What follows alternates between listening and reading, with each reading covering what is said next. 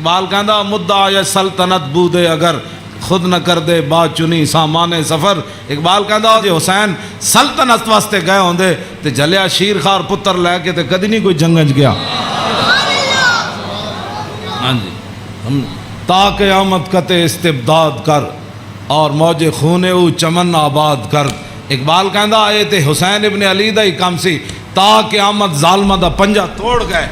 ہاں جی پوری سلطنت ایک طرف کھڑی ہوئے تے حسین کلے بھی انہاں دا پنجہ توڑ دیں دیں. ہاں جی اقبال کہندا تا قیامت قطع استبداد کر اور خون موج او چمن آباد کر.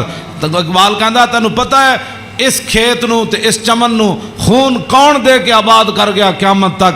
اقبال کہندا حسین ابن علی کر گیا قیامت تک.